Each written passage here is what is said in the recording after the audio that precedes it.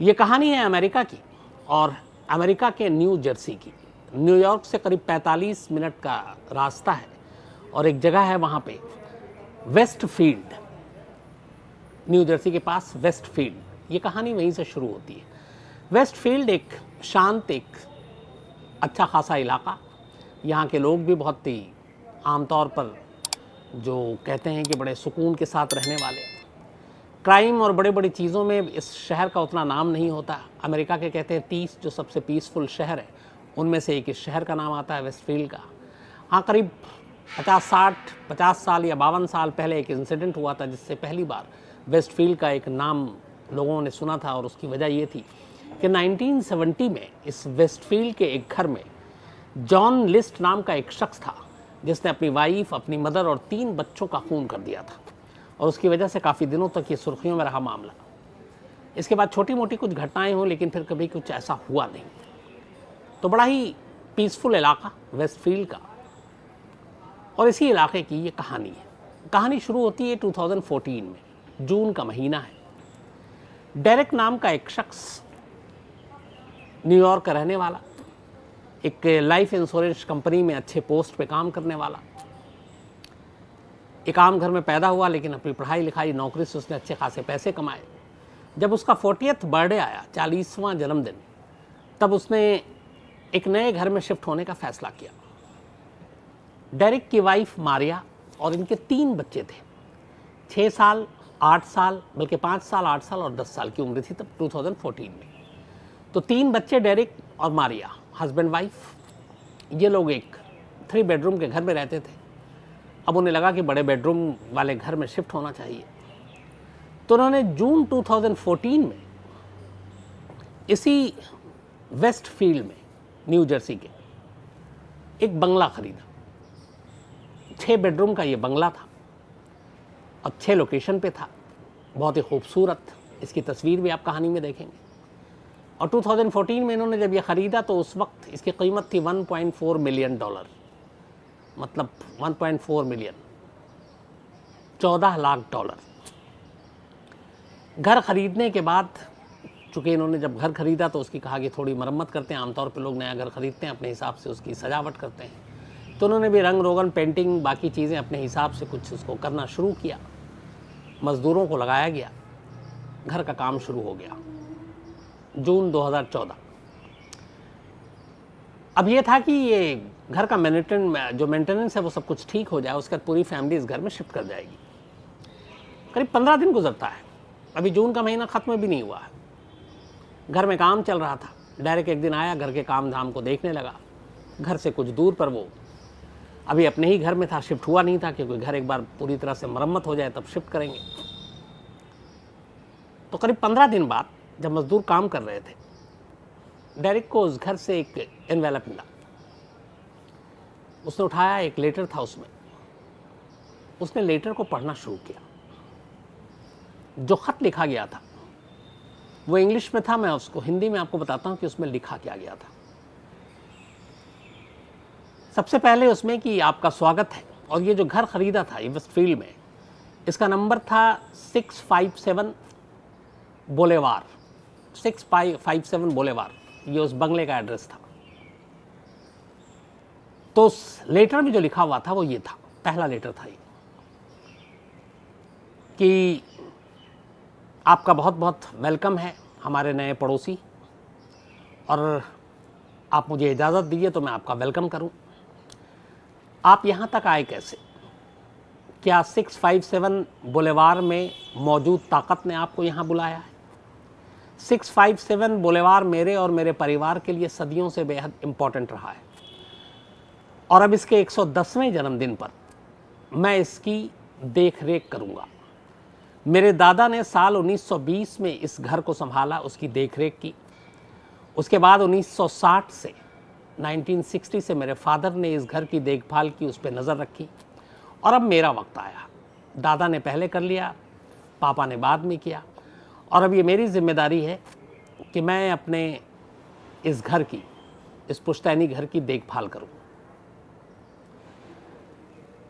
657 Boulevard से कई 100 गाड़ियां उसके नीचे से गुजरती हैं, हो सकता है मैं उनमें से एक हूँ। आप जब भी खिड़की से नीचे देखेंगे आपको ये गाड़ियाँ दिखाई देंगी, और क्या पता उन्हीं किसी एक गाड़ी में मैं बैठा आपको देख रहा हूँ, आपको नज़र आ रहा हूँ।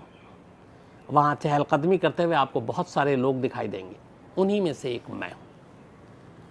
ये लिखने के बाद आखिर में ख़त लिखने वाला अपना नाम नहीं लिखता है, एक साइन करता है, और वो था द वॉचर।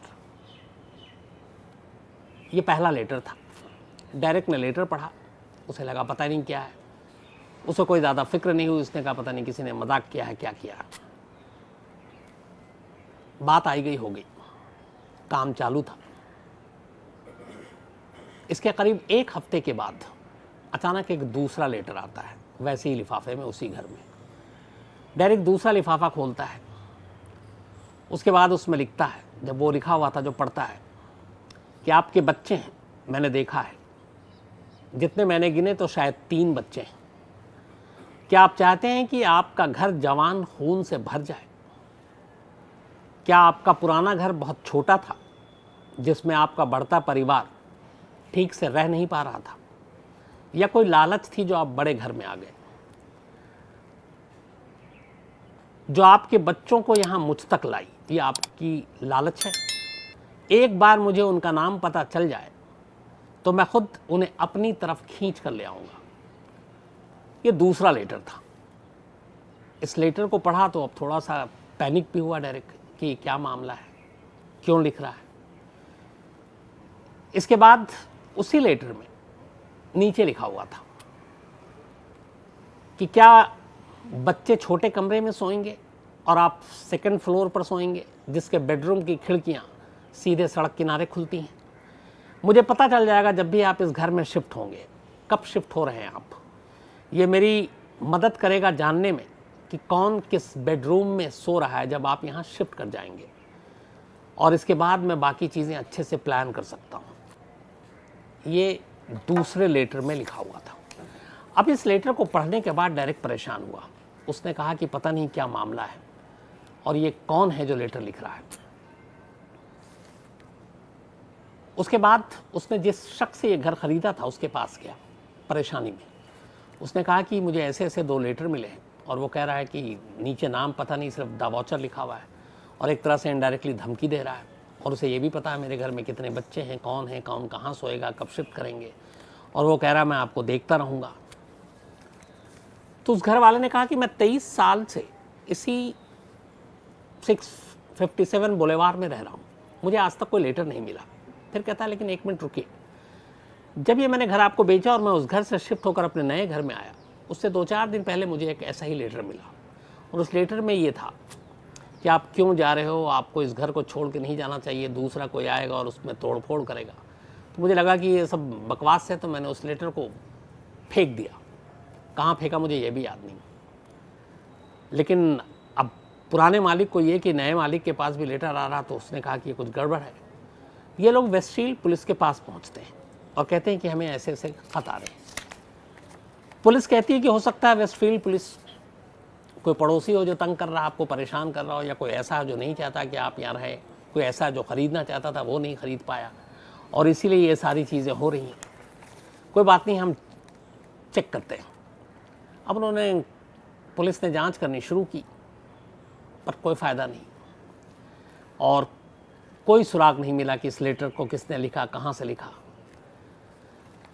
अब उसके बाद पुलिस अपनी जांच कर रही, इसी दौरान में जुलाई के महीने में तीसरा खत आता है। वैसे ही लिफाफा, एनवेलप बंद, लेटर को खोलते हैं डायरेक्ट, इसके बाद पढ़ते हैं। इस तीसरे लेटर में अभी ये हुआ कि 2 लेटर जब आ गया तो डायरेक्ट और उसके फैमिली ने अब ये कहा कि हम अभी शिफ्ट नहीं करेंगे जब तक इस खत का राज न खुल जाए, क्योंकि एक तरह से धमकी भी थी, तीनों बच्चों के खून की भी बात हो रही थी, तो एक डर भी था। तो कहा कि अभी ये सब नहीं करेंगे, शिफ्ट नहीं करेंगे। पुलिस उधर जांच कर रही थी, और इसी दौरान में ये तीसरा लेटर आता है। तीसरे लेटर में लिखा हुआ था, चूँकि ये लोग घर शिफ्ट अभी तक किया नहीं इन्होंने, कि कहाँ हैं आप लोग, 657 बुलेवार आप लोगों को मिस कर रहा है। ये पहला लेटर था, तीसरा, जिसमें बाकायदा ये लिखा था कि तीनों बच्चों के नाम क्या हैं, उनका डेट ऑफ बर्थ क्या है, उनका निक नेम क्या है, और उस नाम से उनको मुखातिब किया गया था, संबोधित किया गया था कि डेरेक और मारिया, आपकी ये 3 बेटे हैं, मतलब बच्चे हैं, और इनकी उम्र ये है, इनका निक नेम ये है। चलिए अच्छा है, अब फटाफट आ जाइए, तो कौन कहाँ सोएगा तो मैं उसको वो भी चेक कर लूँगा, ताकि फिर मेरा आगे का काम आसान हो जाए। अब जब ये लेटर आया और बच्चों के नाम, डेट ऑफ बर्थ तक पता चल गया, तो डेरिक और मारिया दोनों घबरा गए। उन्हें लगा कि ये मामला बहुत आगे बढ़ रहा है, इधर घर भी शिफ्ट करना वो डिले कर रहे हैं। इस दौरान में इसी ख़त में ये भी लिखा था कि आप 110 साल पुराने मेरे इस घर को जिस तरीके से था आपने तोड़ फोड़ करने की कोशिश की, तो इसका अंजाम बुरा होगा। अब उन्होंने मजदूर से काम भी रुकवा दिया। पुलिस ने कहा कि देखो, लेटर वाला जब तक पता न चल जाए कौन है, तो कोई रिस्क मत लो, कोई चीज़ इधर से उधर मत छेड़ो घर की। तो उन्होंने उधर काम रुकवा दिया। पुलिस अपनी जांच कर रही है, लेकिन कोई फ़ायदा नहीं। इसी दौरान में अब इन्होंने कहा कि पुलिस से कुछ हो नहीं रहा, कुछ डिटेक्टिव को पकड़ते हैं। तो इन्होंने प्राइवेट डिटेक्टिव हायर किए। उन्होंने भी जांच की, कोई क्लू नहीं मिला। अब चूंकि इंश्योरेंस कंपनी में बड़े ओहदे पर था डेरेक, फिर इसने अपने सोर्स के ज़रिए, और 1.4 मिलियन की एक प्रॉपर्टी है, उस प्रॉपर्टी को लेकर सारी चीज़ें हो रही हैं। इधर पुलिस के ज़रिए मीडिया में खबर आ गई, तो सारी बातें फैल रही हैं। तो मामला फिर ये हुआ कि चलो FBI जांच करेगी इसकी, कि आखिर इसके पीछे है कौन, क्योंकि ये सीधा सीधा थ्रेट था एक फैमिली के ऊपर, 5 लोगों की जान का सवाल था। अब FBI ने इस मामले की जांच शुरू की, सारे लेटर पढ़े, सारी चीज़ें देखी, लेकिन कौन लेटर भेज रहा है, यहाँ तक कि उस घर के बाहर, चूँकि उसने कहा सैकड़ों गाड़ियाँ गुजरती हैं, मैं किसी भी गाड़ी में बैठा हो सकता हूँ, बहुत सारे लोग पैदल चहलकदमी करते हैं, मैं उनमें से कोई भी हो सकता हूँ जो चल रहा हो पैदल। FBI ने कई दिनों तक लगातार निगरानी की उस बेडरूम और उस घर की, जहाँ जहाँ खिड़कियों से सड़क का कोई भी मंजर दिखाई देता, वहाँ देखा, क्योंकि उन्हें ये चीज़ पता था कि इस घर को कोई देख रहा है, लगातार नज़र रखे हुआ है। FBI को लगा कि कुछ पड़ोसियों का इसमें काम हो सकता है। उन्होंने पड़ोसियों को भी एक एक करके टटोलना शुरू किया। सारे पड़ोसी बेदाग निकलते गए। फिर इसके ज़रिए एक फॉरेंसिक टीम को भी इसमें इन्वॉल्व किया गया। जो लिफाफा आ रहा था वो लिफाफा बंद था, तो पता चला कि जो उसका सलाइवा होता है, जिससे लिफाफा को सील किया गया, उसको चेक कराओ DNA के ज़रिए। तो उस DNA को जब कराया गया तो पता चला कि ये किसी महिला का सलाइवा है, किसी विमेन का, जिसको उसने सील किया था लिफाफे को। अब वो लेडी कौन हो सकती है? आसपास में कुछ नेबर्स ऐसे थे जिनके ऊपर डाउट था कि हो सकता है उनको इस नए पड़ोसी से तो कोई दिक्कत हो। उन सबको चेक किया गया, पता चला बिल्कुल नहीं है। हैंडराइटिंग को फिर एक्सपर्ट्स को बुलाया गया। हैंडराइटिंग एक्सपर्ट्स ने सारे वो लेटर को चेक किए, जितने भी नेबर थे उन सब के हैंडराइटिंग को मिलान कराया, कोई फ़ायदा नहीं हुआ। कोई क्लू, कोई सुराग ही नहीं मिल रहा है।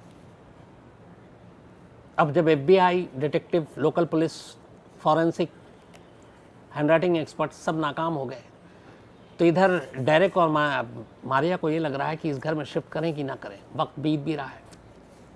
फिर उन्होंने तय किया कि अपने बच्चों की खातिर वो उस घर में नहीं जाएंगे। फिर डेरेक को लगा कि अब इस घर में जाना नहीं, एक काम करते हैं, इस घर को बेच देते हैं, बेचने के बाद किसी नए जगह पे घर ले लेंगे जहाँ ऐसी कोई चीज़ ना हो। उन्होंने उसको ऑक्शन के लिए, घर को बेचने के लिए सारे वो लगा दिया। लेकिन मीडिया में तब तक ये खबर आ चुकी थी कि 657 बुलेवार में इस तरह के गुमनाम लेटर आ रहे हैं, धमकियाँ मिल रही हैं। अब कोई ख़रीदार नहीं मिल रहा है। इधर ये भी था कि घर में बहुत सारे पेंट और अपने हिसाब से काम कराया, तो डेरेक को लग रहा था कि अब घर के रेट बढ़ जाएंगे, लेकिन बढ़ने की बजाय कुछ सस्ते में भी लेने को तैयार नहीं। अब बड़ी परेशानी, इतना इन्वेस्ट भी कर चुका है डेरेक, इधर लेटर पीछा नहीं छोड़ रहा है, उस शख्स का पता नहीं चल रहा है। करते करते 2014 से 15-16 आ गया, न घर बिका, न उस लेटर वाले का कोई सुराग मिला, न तीसरे लेटर के बाद चौथा लेटर मिला। आखिरकार 2017 में डेरेक ने फिर फैसला किया कि जब तक बिक नहीं रहा तो इसको रेंट पे चढ़ा देते हैं। एक रेंट पे लेने को तैयार भी हो गया, और एक शख्स ने रेंट पे वो फ्लैट ले लिया, 657 बुलेवार। अब उसको लेने के बाद वो उसमें रहने लगा। जब वो रहने लगा, इसके बाद एक और लेटर आया, और इस बार ये लेटर उस रेंटर के नाम था, उस किराएदार के नाम पर। और उसने इस बार उस किराएदार को धमकी दी थी। उसने कहा था कि तुमने अगर इस घर को कोई नुकसान पहुंचाया, इस 657 बुलेवार को, तो हो सकता है कभी भी तुम्हारी कार का एक्सीडेंट हो जाए, हो सकता है आग लग जाए, हो सकता है कि तुम बीमार पड़ जाओ, हो सकता है कि तुम्हारे फैमिली को कुछ हो जाए, हो सकता है तुम्हारा कोई अपना तुमसे बिछड़ जाए, हो सकता है किसी के रहस्यमय मौत हो जाए और कोई अचानक मर जाए, प्लेन, कार, साइकिल क्रैश हो सकता है, हड्डियां टूट सकती हैं। अब ये सारी चीज़ें उस रेंटर के नाम, चौथा खत था ये 2017 में जब वो आया। अब वो परेशान हो गया कि ये क्या है। उससे पहले ख़त वाली चीज़ें पता थी, लेकिन 2-3 साल तक फिर बीच में लेटर आया नहीं, तो आराम से रह रहा था, किराया भी सस्ता था। लेकिन अब इस ख़त के बाद वो किराएदार भी घबरा गया। उसने कहा भैया जान है तो जहान है, इस घर को छोड़ो। उसने फिर खाली कर दिया।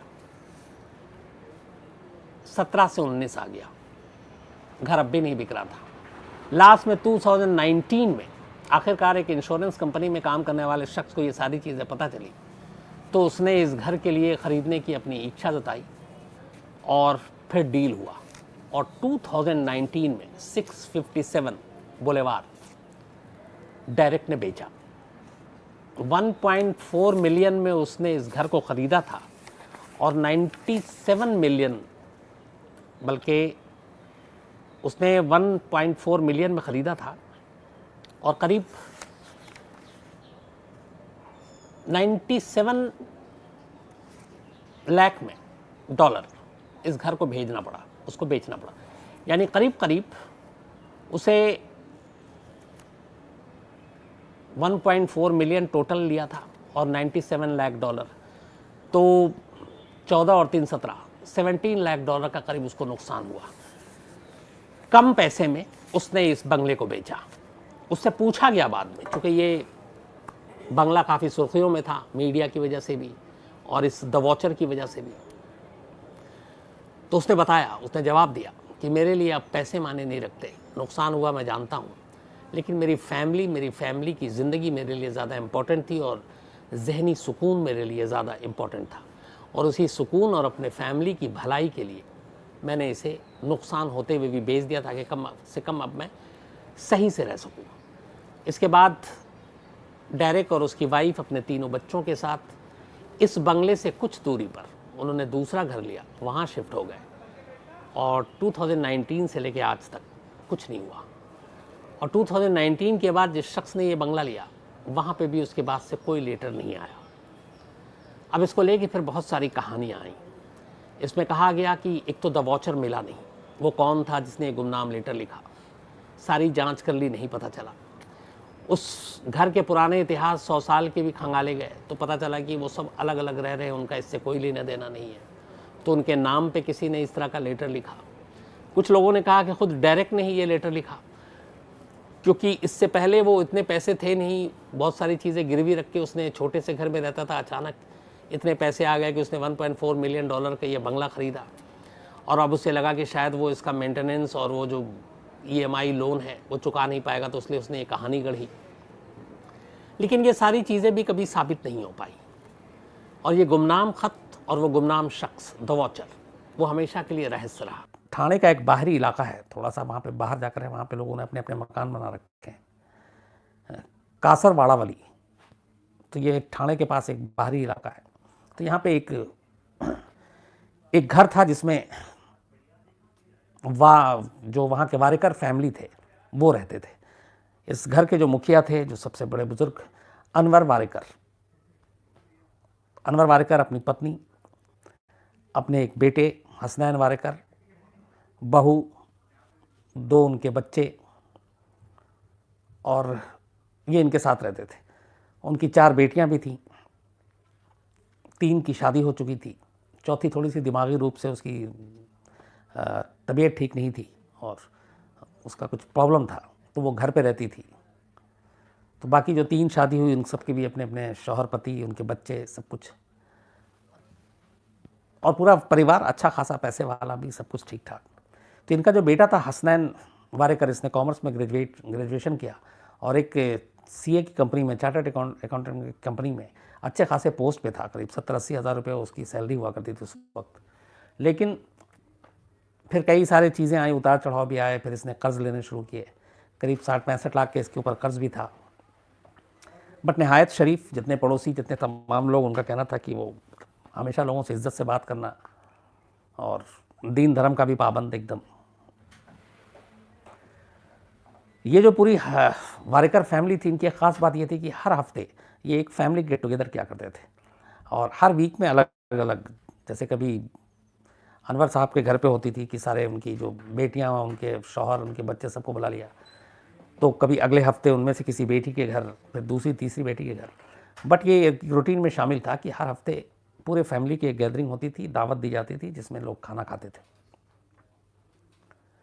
27 फरवरी सैटरडे के दिन भी जो बारी थी दावत देने की, इस बार वो अनवर वारेकर के घर की थी, जो उनके बेटे हसनैन वारेकर, उसकी उम्र 35 साल, उसको दावत देनी थी।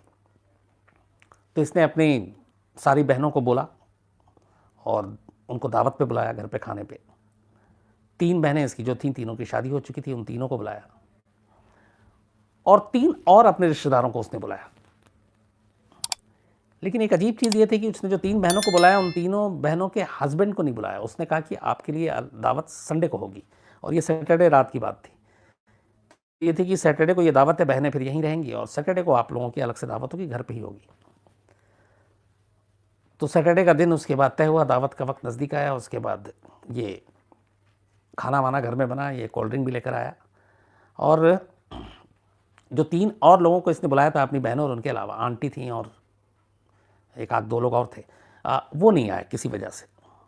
और ये 3 वो थे जिनसे इसने उधार भी ले रखा था आपस रिश्तेदारों में ही, बट वो किसी ना किसी वजह से उस घर में नहीं आए। एक इसकी बहन जो शिबू थी, उसको लेने ये खुद गया। हालांकि जनरली सभी बहनें खुद आ जाती, पर वो था कि शायद कुछ उसकी प्रॉब्लम है, शायद ना आ पाए, लेकिन ये खुद जाता है और उस बहन को भी ले आता है। उसके बाद घर में दावत होती है। तो उस दिन इस घर में कुल 16 लोग थे। 16 लोगों में जो हसनैन वारेकर के माँ बाप, इसके फादर थे अनवर, जिनकी उम्र 55 साल थी, अम्मी असगरी जिनकी 50 साल थी, ज़बीन हसनैन की वाइफ 28 साल की उम्र थी, और इसकी एक बेटी मुबशिरा जिसकी उम्र 6 साल थी, और एक बेटी उमेरा जो सिर्फ 4 महीने की थी। इसके अलावा 3 बहनें बाहर से आई थीं, शबीना, बतूल और मारिया, इनकी उम्र 35, 30, 28 साल थी, और भांजे और भतीजे थे 12 साल, 16 साल, 5 साल और 5 महीने। खुद इसकी हसनैन की वाइफ थी, वो सिर्फ 10 दिन पहले ही घर लौटी थी, क्योंकि इसको एक दूसरी बेटी पैदा हुई थी और वो अपने मायके में थी, और 10 दिन पहले वो आई थी, और जो बच्ची थी वो 4 महीने की थी। तो ये सभी घर आते हैं, सब घर पे खाना खाते हैं। खाना खाने के बाद उन सबको कोल्ड ड्रिंक दिया जाता है, और इसके बाद अचानक उस कोल्ड ड्रिंक में कुछ मिला हुआ था, जिसकी वजह से एक एक कर घर के लोग बेहोश होना शुरू हो जाते हैं। बेहोश होना जब शुरू हो जाते हैं, उसके बाद रात 1 से 3 बजे के दरमियान ये जो घर का इकलौता बेटा था हसनैन वारेकर, ये एक चाकू उठाता है, और वो चाकू वो था जो इसके फादर अनवर वारेकर लेकर आए थे बकरीद पे कुर्बानी देने के लिए। जो बकरा काटते हैं, बकरीद पे कुर्बानी देते हैं, हमेशा बकरीद पे कुर्बानी जो है ये खुद हसनैन वारेकर देता था। बकरा यही काटा करता था, और उसी चाकू से। तो रात जब एक एक करके सब बेहोश हो जाते हैं, तो फिर ये एक एक कर माँ, बाप, बहनें, उनके बच्चे, अपनी बीवी के दोनों बच्चों, उन सबको एक एक कर ये उनका गला काटना शुरू कर देता है। माँ के पास ये जब पहुंचता है तो माँ थोड़ी सी असर कम था, तो वो गिड़गिड़ाती भी हैं कि तुमको मैंने पैदा किया, तुम मेरी औलाद हो, लेकिन वो माँ को भी नहीं छोड़ता, माँ का गला काट देता है। इस बीच में एक इसकी बहन जो सुबिया थी, जिसको ये लेने खुद गया था और वो लेकर आया था, वो उसको कुछ शोर सुनाई देता है। अच्छा, सबसे पहले वो उसने ये सारे जो लोग थे जिनको मारा, वो फर्स्ट फ्लोर पे थे और सुबिया ग्राउंड फ्लोर पे थी। तो फर्स्ट फ्लोर जब सबको एक एक करके वो बारी बारी से मार रहा था, तो माँ की चीख की आवाज़ आई, तो सुबिया के कानों तक आई। सुबिया अपने कमरे में थी और वो भी पूरी तरह से होश में, मतलब बेहोश नहीं थी। तो बाहर निकलती है, बाहर निकल के जब जैसी बाहर निकलती है, तो वो देखती है कि हर तरफ घर में खून ही खून। एक तरफ बाप की लाश, भाभी की लाशें, बच्चों की लाशें। तो बिल्कुल उसको कुछ समझ में नहीं आता, और इतने में वो देखती है कि उसका भाई उसकी माँ को मार रहा है। वो चीखती है, डरती है, तब तक वो भाई भी देख लेता है हसनैन। वो भाग आता है, उसको पकड़ता है, उसको मारने की कोशिश करता है, चाकू चलाता है, चाकू उसके गले में भी लग जाता है। लेकिन ये किसी तरह फिर भी धक्का देती है और बेडरूम में अपने आप को अंदर घुसती है और धक्का देकर दरवाज़ा बंद कर लेती है। वो दरवाज़ा पीटता रहता है। अब ये दरवाजे के अंदर डरी सहमी बुरी तरह से, रात के करीब 2:30 बज रहे हैं, 3 बज रहे हैं। उसके बाद ये जिस बेडरूम में बंद थी ग्राउंड फ्लोर पे, उस बेडरूम की खिड़की थी जो लोहे की जाली वाली, और वो बाहर अचानक चीखना शुरू कर देती है मदद के लिए, बचाओ बचाओ। वो इलाका ऐसा था जहाँ पे लोग रात को भी कुछ कुछ जागते होते थे। फिर वहीं पे एक स्टील का गिलास रखा था, उसने स्टील का गिलास को पीटना शुरू कर दिया खिड़की के ऊपर। उससे शोर हुआ, लोगों ने आवाज़ सुनी, लोग भाग कर आए, खिड़की के पास देखा तो ये बदहवास, इसके लगभग पूरा खून इसको भी गिर रहा है। जो चाकू मारा था उसको बस नसीब था इस सुबिया का कि वो जो गले की ये जो नली है, बस 1 इंच का फासला था, वो नहीं कटा, बाकी सब कट गया था।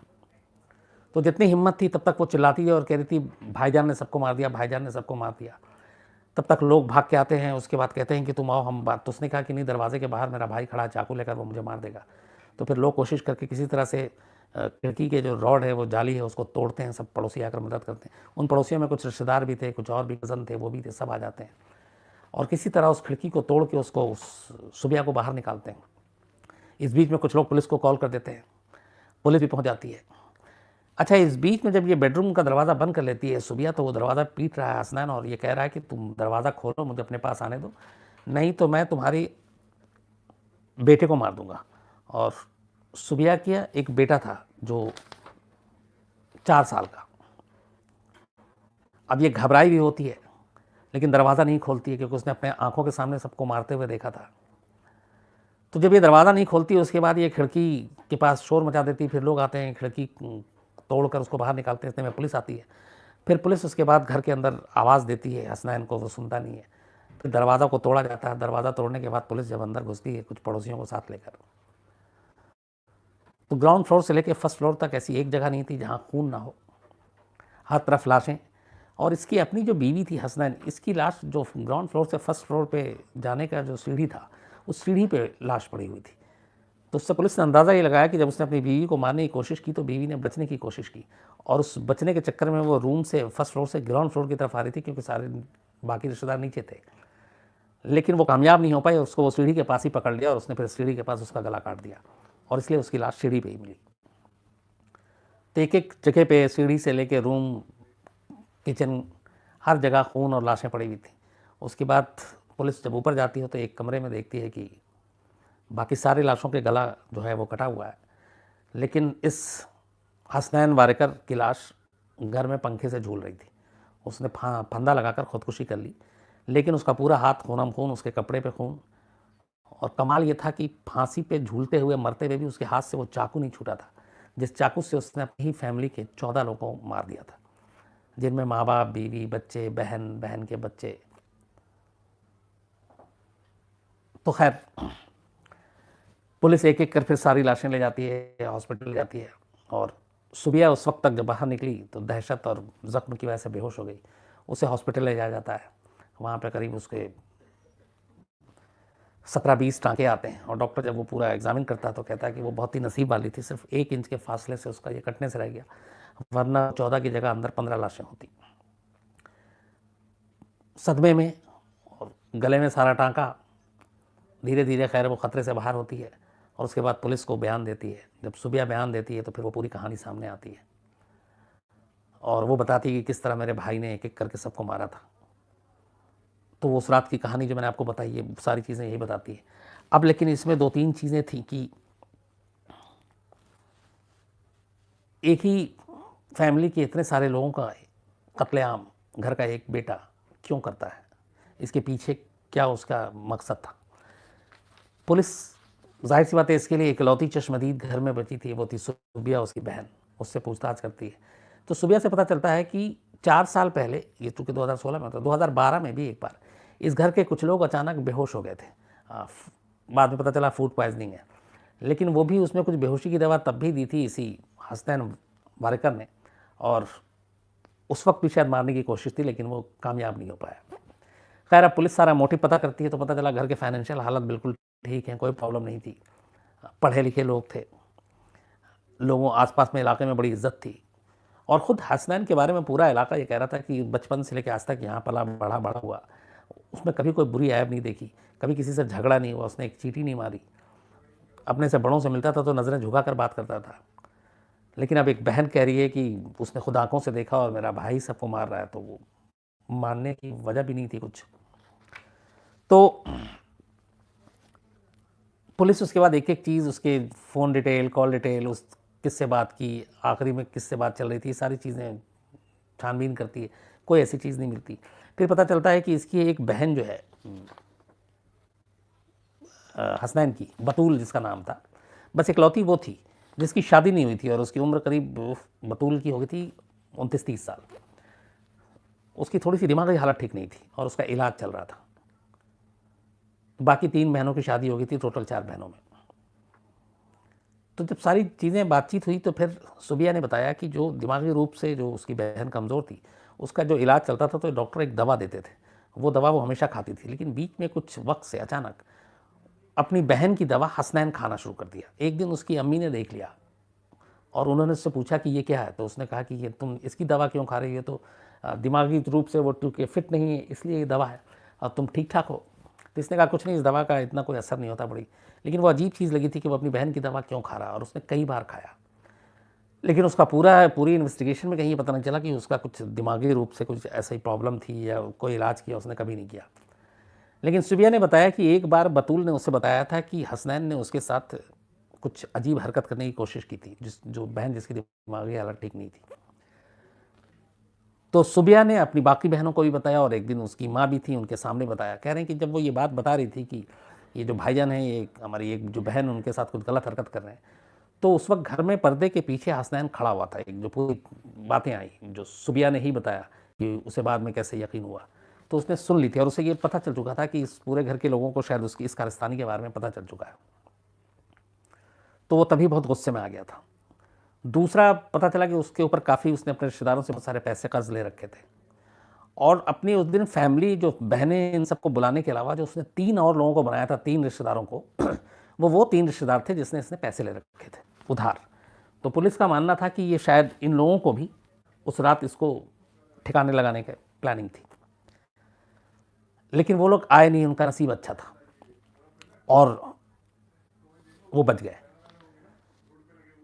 पुलिस ने हर एंगल से मामले की जांच की, इसमें मर्डर से लेकर बाकी सारे चीज़ें भी देखी, लेकिन कुछ मिला नहीं। और आखिर में जो चार्जशीट पुलिस ने दायर की उसमें यही था कि घर के 14 लोगों को,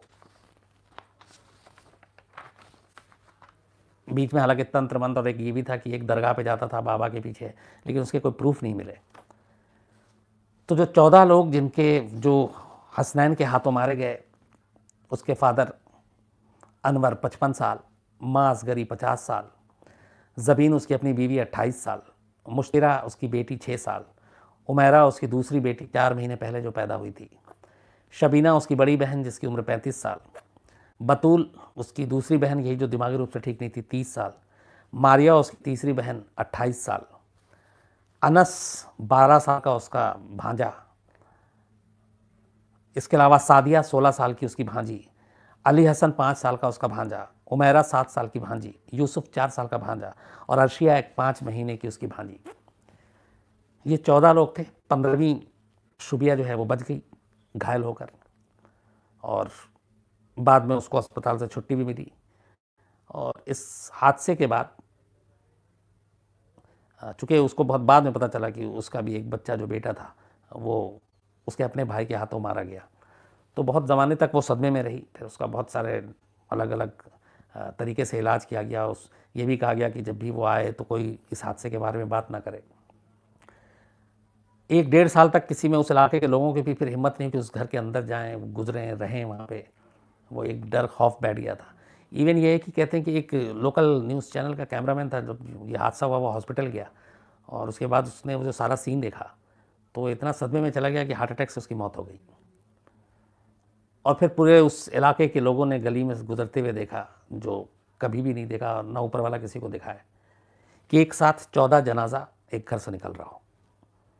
और ये 14 जनाजा निकला उस घर से एक साथ, जो घर के ही एक चिराग ने इन सबको बुझा दिया था। पुलिस ने सारी इन्वेस्टिगेशन के बाद ये माना कि ये जो है इन 14 लोगों का कत्ल हसनैन ने किया था और आखिर में उसने खुदकुशी कर ली। और इसके पीछे वही 2-3 चीज़ें थी, एक उसका कर्ज और दूसरा उसकी शायद ये बेइज्जती कि उसकी बहन के बारे में घर वालों को सबको पता चल चुका है, तो वो इस शर्मिंदगी के साथ शायद ना जी पाए। तो इसके बाद इस केस को हमेशा के लिए क्लोज कर दिया गया।